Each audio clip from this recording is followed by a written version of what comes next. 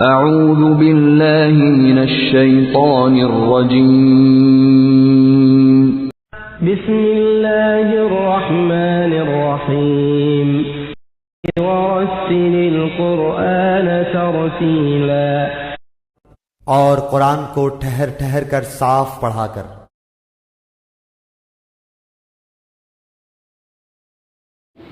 اعوذ باللہ من الشیطان الرجیم، بسم اللہ الرحمن الرحیم۔ تمام ناظرین کرام کی خدمت میں السلام علیکم ورحمۃ اللہ وبرکاتہ۔ قراءت و تجوید قرآن کے سلسلے میں وقف یا کی فصل اور پھر وصل کے ضروری اصولوں اور قوانین کو حد الوسع سمجھنے کے بعد اب انشاءاللہ اعادہ کے متعلق بیان کریں گے۔ اعادہ جس کے لفظی معنی دہرانا، لوٹانا، پھیرنا وغیرہ کے ہیں، تاہم علم قراءت میں اعادہ قرآن کی تلاوت کے دوران کسی مقام پر یعنی کسی لفظ پر اگر غیر ضروری طور پر ٹھہرنا پڑے تو اس ٹھہراؤ کے بعد 2، 3 یا چند الفاظ پیچھے جا کر اپنی تلاوت کے اس سلسلے کو پھر سے جوڑنا ہی اعادہ کہلاتا ہے۔ اور یہ بھی آپ یاد رکھیں کہ جس لفظ سے ہمارے اعادے کی ابتدا یا آغاز ہوتا ہے وہ لفظ معاد یا المعاد کہلاتا ہے۔ تو آئیے سمجھنے کی کوشش کرتے ہیں۔ فرض کریں آپ سورۃ البقرہ کی آیت نمبر 13 کی تلاوت کرنے جا رہے ہیں۔ اعوذ باللہ من الشیطان الرجیم۔ وَإِذَا قِيلَ لَهُمْ آمِنُوا كَمَا آمَنَ النَّاسُ قَالُوا أَنُؤْمِنُ۔ اب آپ نے دیکھا یہاں پہ میں نے وقف کیا، اب پھر سے دوبارہ یعنی سانس لے کر نئی سانس کے ساتھ اب میں جہاں سے جس لفظ سے شروع کروں گا وہ میرا المعاد ہوگا، اور پھر سے لوٹا کر میرا پڑھنا جو ہے وہ اعادہ کہلاتا ہے۔ مثال کے طور پر قالوا انؤمن کما آمن السفہاء، یہاں پہ قالو کا لفظ جو ہے وہ میرا المعاد ہے کیونکہ وہاں سے میں نے اعادہ شروع کیا۔ بس آج ہم انشاءاللہ اسی اعادہ کے قواعد کے بارے میں ڈیٹیل میں سمجھنے کی کوشش کریں گے۔ قاعدہ نمبر 1، درج ذیل رموز اوقاف پر اعادہ نہیں ہوگا، یعنی یہاں پہ اعادہ کرنے کی بالکل بھی ضرورت نہیں ہے کیونکہ یہاں پہ مکمل وقف ہوتا ہے اور جملہ جو ہے الگ سے بنتا ہے اور اعادہ کی بالکل ضرورت نہیں پڑتی۔ قاعدہ نمبر 2، قاری اپنا توقف یعنی وقف یا ٹھہراؤ ایسے الفاظ پر کرنے کی کوشش کرے کہ پھر اعادہ اس کے لیے آسان ہو، جیسے سورۃ البقرہ کی اس 17ویں آیت میں دیکھیں، وَحَقَ اللَّهُ بِنُورِهِمْ وَتَرَكَهُمْ، اب دیکھا وَتَرَكَهُمْ پہ ہم نے وقف کیا، اور میرے ذہن میں یہ بات ہونی چاہیے کہ اب میں اپنا اعادہ اس فلاں لفظ سے کروں تو یہ ایک موضوع لفظ ہوگا، یعنی یہاں سے آگے ایک ذیلی جملہ بن سکتا ہے، جیسے و سے دوبارہ شروع کروں گا وَتَرَكَهُمْ فِي ظُلُمَاتٍ لَا يُبْصِرُونَ۔ قاعدہ نمبر 3، اگر ایک آیت کی تلاوت کے دوران اعادہ کرنا مقصود ہو تو زیادہ تر اس قسم کے الفاظ سے اعادہ کا آغاز زیادہ مناسب ہوگا، یعنی آپ کے اعادہ کا المعاد کوئی ایسا لفظ ہو کہ یہاں سے آگے اس آیت کے ترجمے کا ذیلی فقرہ یا جملہ بنتا ہو۔ ان الفاظ کو معانی کے ساتھ ذرا دیکھیں، پڑھیں، آپ کو اندازہ ہوگا کہ کسی بڑی عبارت کے اندر چھوٹے چھوٹے جملے یا فقرے اکثر اس طرح کے الفاظ سے ہی شروع ہوتے ہیں۔ یہ الفاظ اعادہ کے لیے کچھ اشارے ہی بتا رہا ہوں، ان کے علاوہ بھی کئی الفاظ ہیں جو المعاد بن سکتے ہیں۔ یہاں میرا مقصد صرف اتنا ہی ہے کہ یہ سمجھا سکوں کہ اس طرح کے الفاظ سے چھوٹے چھوٹے جملے مرتب ہوتے ہیں، یہیں سے اعادہ زیادہ مناسب ہوگا، اور یوں پوری آیت کا ترجمہ ٹوٹ پھوٹ کا شکار نہیں ہوتا اور ٹوٹ پھوٹ سے محفوظ رہتا ہے۔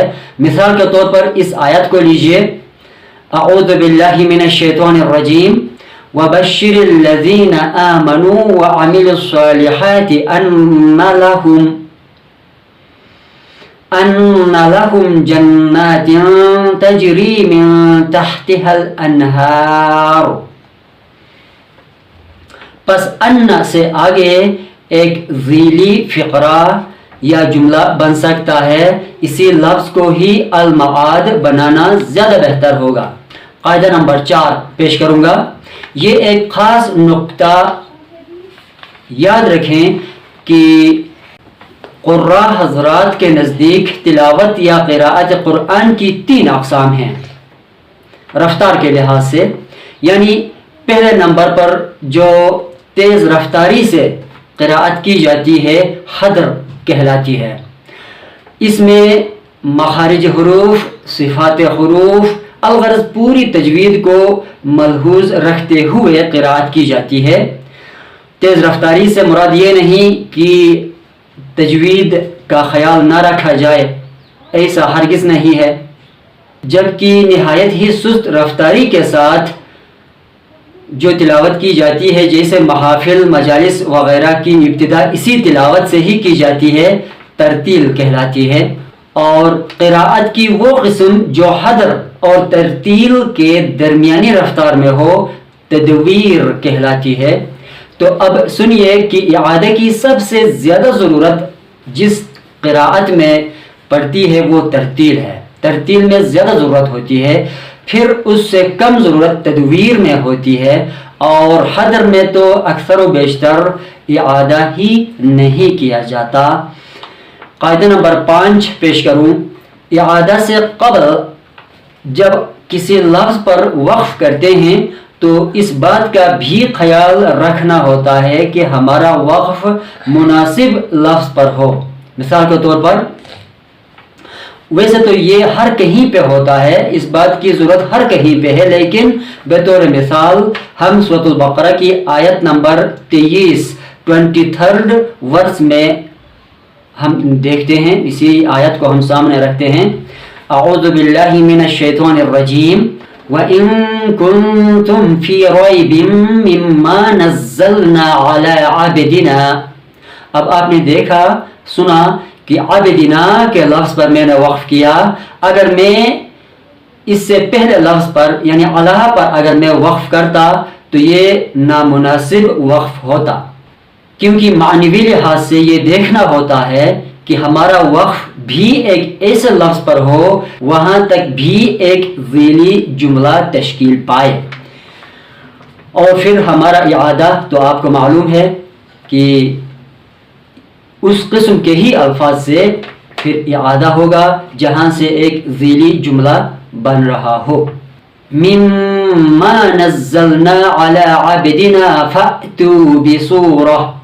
اب یہاں پہ اگر میں فأتو پہ وقف کروں تو وہ بھی درست نہیں ہوگا، کیونکہ فأتو کا ترجمہ مکمل تب ہوتا ہے جب میں بسورہ بھی پڑھوں، کیونکہ فأتو بسورہ کے لفظ کے ساتھ مربوط ہے، ایک سورہ تو لے آئیے، من مثلہ اس جیسی۔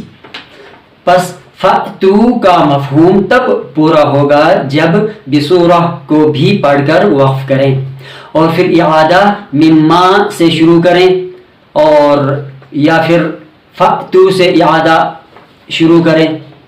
محترم و مکرم عاشقین و قارئین قرآن، اعادہ کے باب میں یہ 5 قاعدے کافی سمجھتا ہوں۔ دعا ہے کہ خداوند تعالیٰ اپنے اس مقدس کلام کو درستی کے ساتھ پڑھنے اور سمجھنے کی اعلیٰ ہمت و توفیق اور مدد و تائید عنایت فرمائے، اور تمام مسلمانوں کا حامی و ناصر ہو۔ والسلام علیکم ورحمۃ اللہ وبرکاتہ۔ مولاي صلي وسلم دائما أبدا على حبيبك خير الخلق كلهم مولاي صلي وسلم دائما أبدا على